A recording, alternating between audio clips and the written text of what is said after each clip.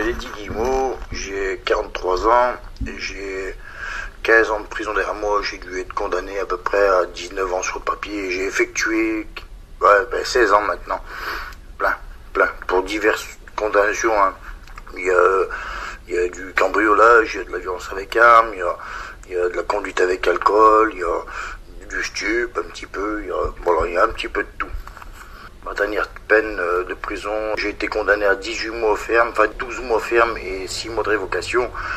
Et sur mes 6 mois de révocation, ils me les ont ajournés. Alors je sais pas, je peux pas vous dire ce que c'est d'ajournement. C'est la première fois de ma vie que je vois ça. Je sais pas, ça devait les arranger. Alors mon souci avec le Pôle emploi, il est que en fait, j'étais incarcéré, j'avais pas de chômage, j'avais des droits, mais j'avais pas ouvert mes droits, j'avais pas eu le temps. Après, je suis sorti en aménagement de peine au premier confinement. Donc là, moi je m'occupe pas des papiers, c'est ma mère qui a fait ça, elle m'a fait mon chômage parce que j'étais en aménagement de peine. Et puis 15 jours après, j'ai eu une révocation d'aménagement de peine. Donc du coup, on m'a remis mes 10 mois d'aménagement, on m'a rajouté 6 mois en me disant que j'étais bien en prison. Donc du coup, j'avais 16 mois. Et en fait, je savais pas que le Pôle emploi, on n'a pas le droit de toucher un chômage. Je savais pour le RSA et la Cotorep, je me semble que c'est baissé ou coupé. Le RSA, je le savais, parce que les SPIP vous le disent. Le chômage, on m'en a jamais parlé. Il y a personne qui vous parle que vous n'avez pas le droit, je le savais pas. Donc du coup, j'ai perçu mon chômage, j'ai fait pointer mon chômage par ma cousine qui est décédée à cette heure-ci, mais j'ai fait pointer mon chômage de la détention. Et après, en fait, mon ex-compagne, ce que personne ne m'avait dit quoi que ce soit, a dit au Pôle emploi que j'ai touché mon chômage. Donc, pour eux, ils sentent que je les ai spoliés, quoi. Alors moi, la femme du Pôle emploi, quand elle m'a contacté, elle m'a dit que, en fait, elle m'a dit la raison que j'avais pas le droit de toucher mon chômage en prison. La raison, c'est que, en fait, je suis pas censé chercher du travail en détention. Donc, je lui ai expliqué que si, que Pôle emploi intervient, qu'il y a le GREP pour l'insertion, et que pour aménager une peine, donc c'était pas une grosse peine, c'était 16 mois, pour passer en commission d'aménagement de peine, il faut un travail et un logement obligatoirement. Et en fait, donc je lui ai expliqué que si, on cherche bien du travail en prison. C'est sûr que celui qui a 20 ans, il cherche pas de travail. Il peut pas, il a pas le choix. Mais quand t'as une petite peine que tu veux faire un aménagement de peine, on cherche du travail en détention, oui. Donc j'ai contesté. En gendarmerie, j'ai été accusé d'escroquerie à l'État. J'ai contesté le truc. Et après, moi j'ai essayé de m'arranger parce que je suis rentré en prison pour un problème d'alcoolémie au volant et tout. Donc pendant 6 mois de ma détention, j'ai essayé d'arranger le problème de Pôle emploi. Alors j'aurais proposé de rembourser, et puis qu'ils me rendent mes 610 heures, à l'époque c'était 610 heures. Alors j'ai pas eu de réponse. Et pendant 6 mois, j'ai pas eu de réponse en fait. Le premier rendez-vous qu'on m'a donné, la femme elle avait pas de connexion internet en détention, donc elle m'a pas pu me dire quoi que ce soit. Et puis après elle devait me tenir au courant, ça n'a pas été fait. Moi j'ai recontacté au bout de 2-3 mois. Puis sur 6 mois, voilà, j'ai pas eu de nouvelles.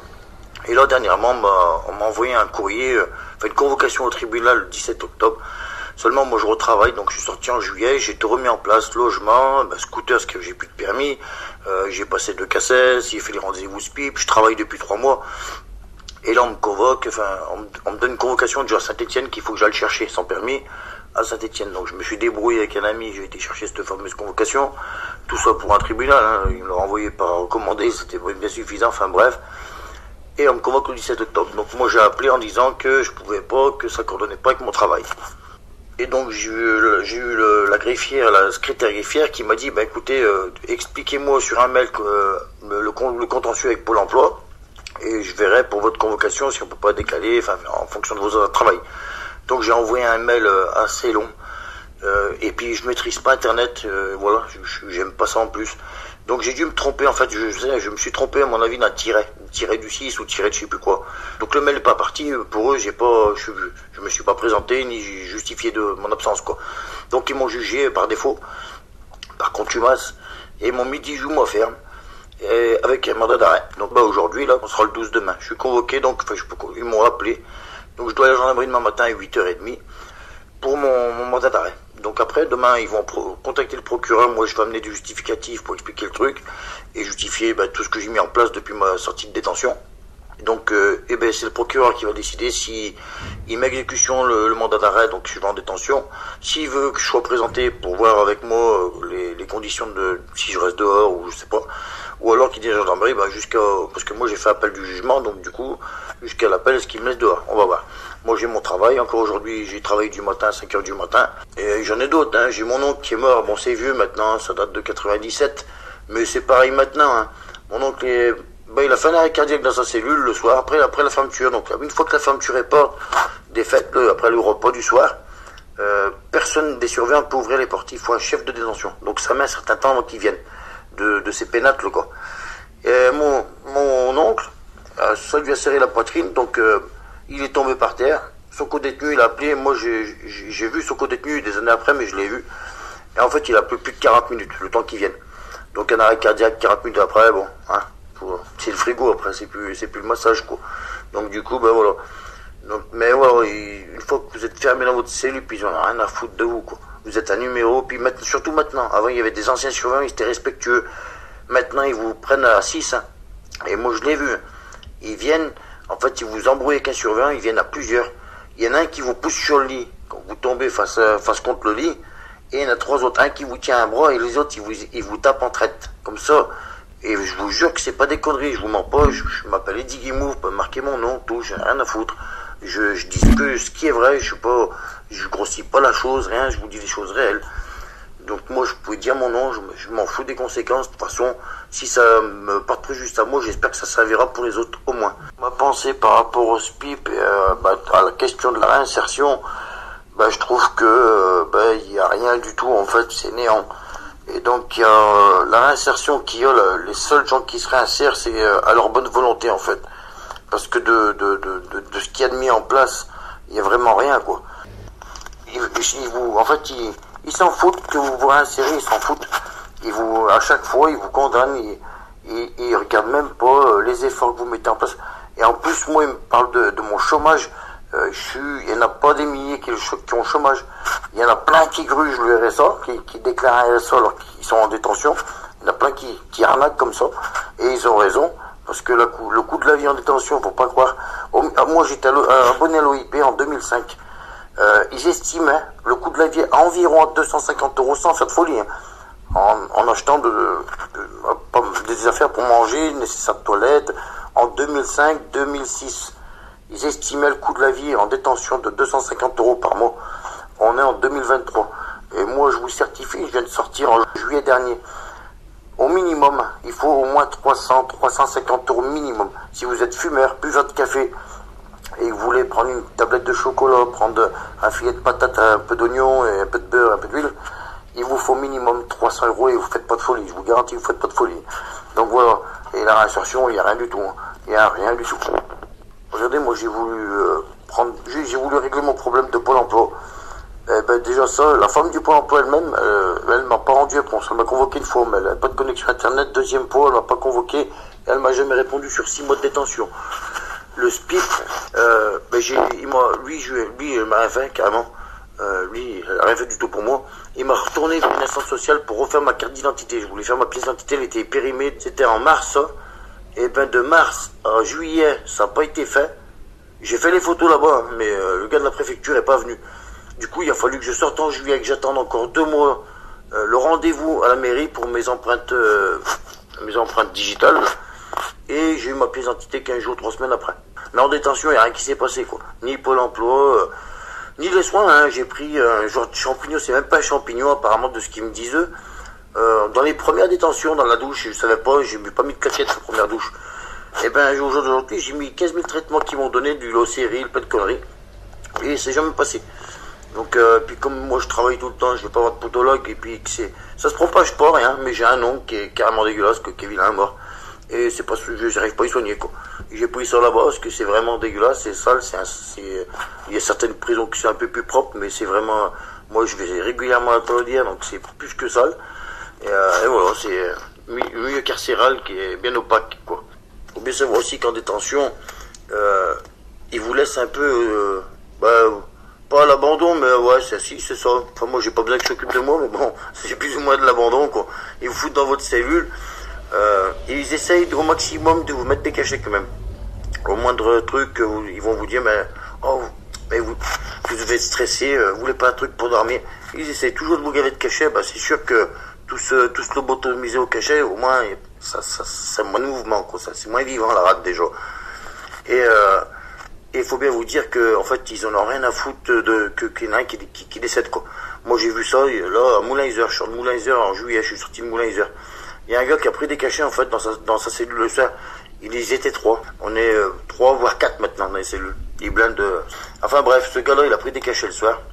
Le matin, à 7h du matin, il y a une ronde qui se passe, c'est l'ouverture des portes, quoi. Donc là, le surveillant, il doit vérifier que tout le monde est vivant dans la cellule. Donc il doit faire bouger tout le monde pour être sûr qu'il est vivant. Là, sur les 3, il en a fait bouger 2. Le troisième, bon, bah, ça va pas déranger qu'il bouge pas. Il a fait confiance aux autres, quoi. Sauf qu'il s'en est pas aperçu, il était mort, le gars, déjà. Ils sont aperçus à 9h30 parce que le gars était convoqué à un rendez-vous pour le médical. Elle dit à ses co-détenus, mais le gars, c'est votre co-détenu, il est réveillé-le, il a rendez-vous. Non, mais il se réveille pas depuis hier. Comment ça, il se réveille pas? Ouais, il était mort. Et moi, j'étais à celui en face, en fait. Et les gars, quand ils étaient faire la levée du corps, eh ben, ils rigolaient dans le couloir, mais vraiment, c'était vraiment, même moi, ça m'a outré. Je me suis dit, c'est vraiment un truc de fou. Ils rigolaient dans le couloir, ils disaient, j'espère qu'ils payent les heures sup, parce que moi, je suis d'astreinte ce soir, on peut faire le deuxième. Et franchement, quand vous entendez ça, vous êtes détenu, il y en a un qui est mort en face, c'est pas que ça m'a fait peur, mais je me suis dit, quel monde de fils de pute, quoi. Avec le respect de mes vulgarités, quoi, mais c'est vraiment dégueulasse, quoi. Moi, la justice, je suis pas d'accord avec, tout simplement parce que elle est pas égale pour tout le monde, elle est pas juste pour tout le monde. Moi, j'ai vu plein de cas différents. Bah, pour ma part, j'ai eu un refus d'aménagement de peine. Alors, j'avais tout, un travail. Donc, le travail, c'était ADECO, par contre, il m'avait fait un papier comme quoi, si je sortais d'aménagement de peine, je travaillais tout de suite par eux. Et puis, j'avais mon logement, quoi, j'avais tout.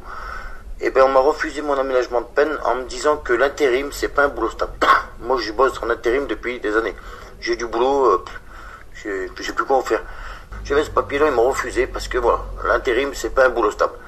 Alors, j'ai vu un article une fois, un gars qui passe au tribunal pour plusieurs grands excès de vitesse, au-delà de 200 km/h. Ils mettent 4 ans ferme et un gars en pédophilie, en récidive, pareil, de pédophilie, prend 6 mois de sursis. Là, il y a un juge qui vient d'être condamné, là. Il a prostitué sa fille mineure. Sa fille. Un juge qui a prostitué sa fille mineure. Il vient de prendre 8 mois de sursis, là. Récemment, là, cette année-là, regardez dans les mois qui viennent, enfin, qui sont passés, là. Donc voilà, l'égalité et puis la justice pour tous, j'ai pas compris. Moi, je viens de me suis fait arrêter, après l'accident de Palmade, là. Bon, moi, c'est Guillemot, c'est pas Palmade. Je fais pas rire personne, apparemment. Mais moi, j'ai juste alcoolémie, alcoolémie positive 0,60, positif au CBD. Et une arme dans mon coffre, mais démontée, en fait un héritage de mon père, quoi. Ils m'ont mis en enferme, moi. Mais il n'y a pas de délit, il n'y a pas d'excès de vitesse, il n'y a pas d'accident, il n'y a rien. Et ils m'ont enlevé mon permis, Je suis titulaire depuis 99 de mon permis, j'avais mis 12 points. Ils m'ont annulé mon permis, ils m'ont mis 1 an de prison ferme et ils m'ont mis 6 mois de révocation. Du coup, ils m'ont mis 18 mois ferme pour une conduite sous alcool et sous CBD. Et moi, je pense qu'en fait, l'État, il a pas envie de... Parce qu'on dit qu'un détenu coûte 90 € par jour à l'État, en prison. Et ils estiment à peu près 12 € à peu près, en brosse électronique. Bon, déjà, si ça leur coûtait moins cher d'aménager des peines, pourquoi ils le font pas? Eh ben, parce que je pense, en fait, sincèrement, qu'il y en a trop qui gagnent leur pain autour de la délinquance, quoi. Parce que t'as le juge qui mange, t'as l'avocat qui mange, t'as le gendarme qui mange, t'as le surveillant qui mange. Enfin, t'as vraiment beaucoup de gens qui mangent là-dessus, quoi, sur la délinquance. Alors bien sûr qu'ils ont pas envie de se priver de ça. Plus les amendes qu'ils mettent, parce que si c'est pas, et s'ils aménagent trop, il y aura moins de surveillants, enfin ils auront moins besoin, quoi. Ils vont en prendre 3 au lieu de 200. Donc du coup, forcément, qu'il y en a un paquet qui vont être emmerdés pour le crédit de la maison, quoi. Donc du coup, oui, ils aménagent pas beaucoup de peine. Il y a aussi pour la victime, parce que des fois les victimes sentent que ils ont l'impression que le gars est pas puni, il va chez lui, sauf qu'il est bien plus utile chez lui en bracelet, qui est obligé de travailler, obligé de faire des soins. Au moins il paye sa note, quoi, il bosse. Et puis surtout il coûte moins cher, il coûte 12 €, quoi. Moi il me condamne à 18 mois pour un pôle emploi. Déjà j'ai pas arnaqué, parce qu'ils disent une escroquerie à l'État. Et puis le pôle emploi subit un préjudice. Sauf que non, j'ai cotisé, en fait, ils m'ont juste payé ce qu'ils me devaient. Que je sois en prison ou dehors, ils vont me payer pareil. Ils m'ont payé 1 an, ils m'auraient payé 1 an dehors pareil. Sauf que moi dehors je travaille, donc j'avais pas besoin, si je m'en sers pas quand je travaille pas, ça sert à quoi le chômage. Et me mettre 18 mois ferme, à quoi ça sert? Parce que moi je viens de sortir, j'ai pris un logement. Sauf que j'avais pas de travail quand je suis sorti. Parce que j'ai un gros casier, et puis je venais de sortir de détention surtout. Comme j'avais plus de permis, pas de scooter, le temps que je reprenne tout en main, la femme elle a loué sous réserve du travail. Donc c'est jusqu'en février, c'est un bail précaire que j'ai. Donc là, ils veulent me faire rentrer. Je vais perdre mon travail, je vais perdre mon logement. Et en plus, je vais aller en prison et je pourrais pas rembourser ma note. Donc, je vois pas l'utilité de me condamner à 18 mois. D'autant plus que ce que j'ai perçu, c'est 1 an de chômage. C'était en 2019, ça. J'ai recotisé quasiment 2 ans derrière. 1 an et demi, après j'ai fait 6 mois de prison et là, je retravaille depuis plus de 3 mois. Ils peuvent se rembourser instantanément avec mes cotisations que j'ai fait derrière. Alors, quelle utilité de me mettre 18 mois, je sais pas. Mais bon, Palmade, lui, faut pas le mettre en prison. Par contre, il a pas fait de mal aux gens. Lui en boîte de nuit, c'est le monde à l'envers, quoi. Ça va pas du tout. Ça va pas du tout.